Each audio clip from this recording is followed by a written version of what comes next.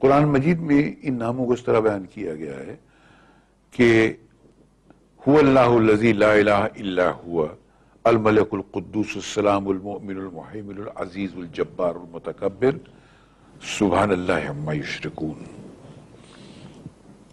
وہ اللہ ہی ہے جس کے علاوہ کوئی معبود نہیں ہے.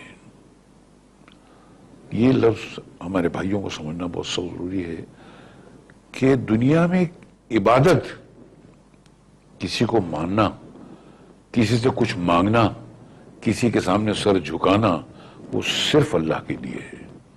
یہ اللہ نے اپنے لیے مخصوص کر دیا ہے. تو آپ کوئی ایسا کام مت کیجئے عبادت کا جو کہ صرف اللہ کے لیے مخصوص ہے.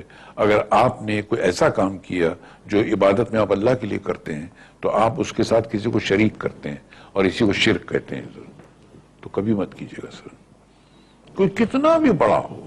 یہ صفت اللہ نے اپنے لیے خاص کر رکھی ہے. اللہ کے سوا کوئی کسی سے کچھ مانگ ہی نہیں سکتا ہے، کسی کی عبادت کر ہی نہیں سکتا ہے.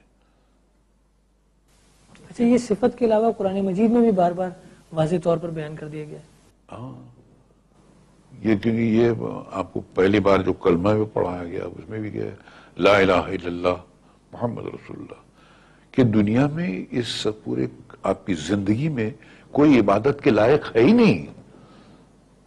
کوئی بادشاہ ہو، کوئی بھی کیسا بھی ہو، پیغمبر ہو، رسول ہو، کچھ بھی ہو، وہ عبادت کے لائق ہے ہی نہیں، صرف اللہ.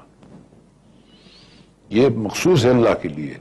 اور اگر کسی نے بھول سے کسی سے مانگ لیا، کسی کے بارگاہ میں جا کر کچھ مانگ لیا، تو اس نے اس کام میں عبادت کے ڈپارٹمنٹ میں اس کو اللہ کا شریک کر دیا سر. تو پھر اللہ نہیں بخشے گا سر. ارے اللہ تو کیا، اس کے فرشتے نہیں بخشیں گے، وہ پورے جلال میں آ جاتے ہیں اس وقت. اس لیے انسان اپنے آپ کو تباہی سے اگر بچانا چاہتا ہے تو کبھی بھی وہ اللہ کی عبادت میں کسی کو شامل نہ کرے.